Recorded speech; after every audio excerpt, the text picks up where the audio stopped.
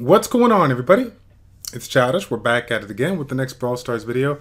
Today we're going to be looking at the two defensive healers in the game, Pam and Poco, analyzing their pros and cons and seeing which one is possibly the best healer currently with regards to Brawl Stars. Now, let's take a step back real quick with regards to the current meta of the game. If you guys didn't know, these two brawlers recently got updated with regards to, or got buffed with regards to their stats overall. Different mechanics got improved. Why is this? Because both of them, as of right now, Pam, recently got introduced to the game, and Poco, of course, has always been in the game, but he kind of fell out of the meta. With regards to the current meta, you're always going to see some type of support-based brawler, if not one, if not two, within the composition, but it seems to be that the popular ones were the offensive type of support, which was the Nitas and the Jessies. So considering the changes that have been implemented with these two brawlers, are they going to make an impact in the current meta? Let's take a look at them individually and see what we can go ahead and decide. Poco, first off, these stats, by the way, are pulled off of playbrawlstars.com, so I just want to clarify that in case anyone was curious. I know that some of the stats may be just a little bit off, but bear with me, as some of the improvements with regards to these brawlers, they stated were improved, but they didn't give a specific amount. So looking at Poco right away, he's going to be sitting, we're going to be looking at the max stats, by the way. So Poco max health, he's sitting at 1,000 health, which is pretty good for any kind of support-based brawler. His attack range is 6-tiled with a really wide range. So with regards to this particular unit, the skill cap is going to be relatively low. You're going to be able to hit your opponent more often than not. So this is great with regards to the range, so that you can keep up with the other brawlers that are around you, keep them healed up, or do some damage, poke at the monsters, control the area while being able to be in a range that you can go ahead and effectively heal your team. The recharge time as it stands is 2 seconds, which is really not too bad. I think it's a little bit above the average there, but again, considering some of the positives that you're going to see in Poco, upcoming here, I think it still is worth using.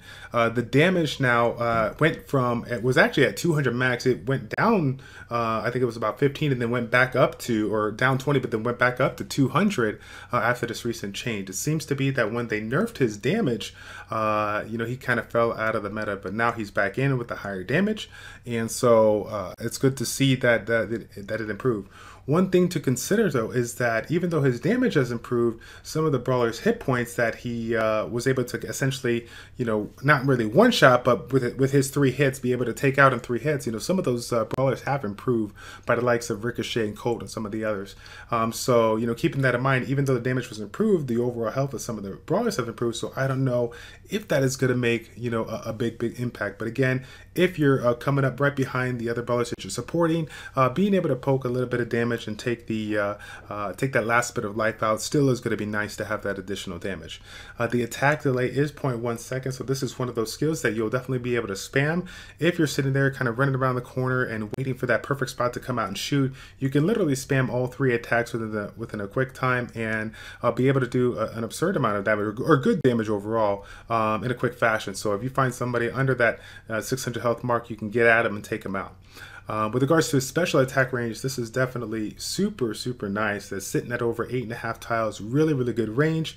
Even if the opponent is behind a wall, but within range of the heal, he's going to be able to take the heal. So this is a heal coming from Poco himself. It's not any kind of support, similar support outside of Pam, which we'll talk about later. So you got to consider the fact of being around your team, not only just running around and getting aggressive and trying to take down the opponents, but consider your position with regards to this particular brawler, and making sure that you're within range to do damage and keep the control of the map, but also be available to heal.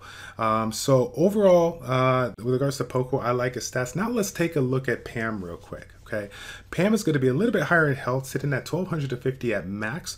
Her main attack ranges is actually a little bit higher. It's going to be an additional 2 tiles, totaling 8 tiles. However, the cone at which she shoots is going to be a little bit smaller.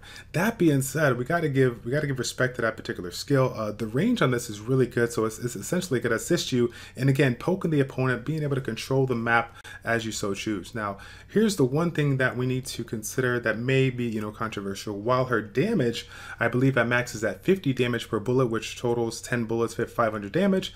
It is an RNG based attack where it's going to be shooting from left to right and back and whatnot. So ultimately, the farther you are, the harder it's going to be to hit your opponent, right? But that being said, she is a relatively tanky brawler. So if you do get in your close quarters from the likes of some of these other brawlers, these Bulls, the Shellys, you're still going to be able to do some respectable damage, and even more so against those brawlers that don't have a lot of hit points, the Colts, the Ricochets and whatnot. Yes, that's going to be super great because, again, you're going to be able to do a ton of damage on the brawler and possibly take it out if it has already dropped a little bit of health here. With regards to the attack delay, it is 0.2 seconds, but here's something to consider.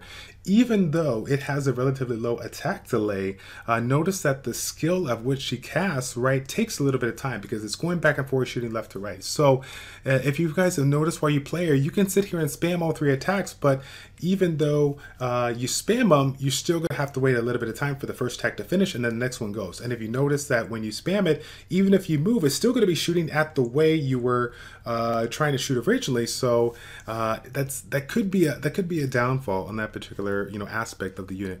Now, regarding their special attack, there was quite a few improvements that were made with regards to the overall HP of the healing station that was improved up to 1125 maxed out.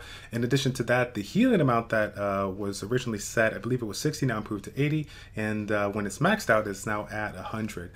Coupled with the fact that her reload time is down on the first attack, as well as the changing of the cone on her attack is a little bit narrow, meaning you're going to have a little bit more opportunity to hit. It is without question that this unit has definitely had a lot of improvements to that have been implemented. But again, how do we break it down? Who is the best healer in Brawl Stars? I think you guys might guess my particular opinion, but it's going to be a little bit biased. But I believe you cannot define a specific brawler to be the best. I believe it depends. And the reason why it depends is because this game is extremely unique in the aspect of the team composition. Depending on what you're bringing, some brawlers pair better with others. However, if I take a look at Poco versus Pam, the fact that the main skill has a really wide range is going to be more, something that more people will might consider, because again, the skill cap is going to be low. And then, of course, the fact that the skill can be casted instantly, you can literally get your 3 seconds, your 3 skills off in a matter of 3 seconds and be able to do 600 damage max to your opponent if they're within range. The downside of Pam is that while she can do an absurd amount of damage, she has to be extremely close. Even though the improvement has been made on the range, she still has to be extremely close, and it takes a little bit of time for her attack skill to actually go. And even if you spam, you still have to wait for that skill to kind of go before the next one comes into play. So I give Poco the edge on that. With regards to the recharge time, again, Pam has a little bit less recharge time on her skills, but again, her main skill takes a little bit more time to cast, right? With regards to the specials of Poco, again, the overall heal potential of Pam, I think, is greater, but it's limited, right? You have to put it down in a position where you want to have some kind of obstacles in place so that the opponent can't take it out right away. But that's that kind of goes both ways. While you may put it in the position to be able to hide, that also takes out some of the effective range of the healing station that doesn't allow your teammates to go ahead and take advantage of. They may have to walk around obstacles going around on the top, making them more susceptible from damage to the opponent. If you think about the meta where it is at today, I mean, as of the last, before the last balance sheet, I think the meta really revolved around those mid-range splash damage brawlers, right? The Barleys, the Dynas. These particular units are definitely going to counter that healing station. They're going to be able to get within range and do a ton of damage, not only to the healing station itself, but to the opponents that are around it. Of course, let's not forget Bo being able to provide the special that's going to provide 3 mines, not 4, right? 3 mines.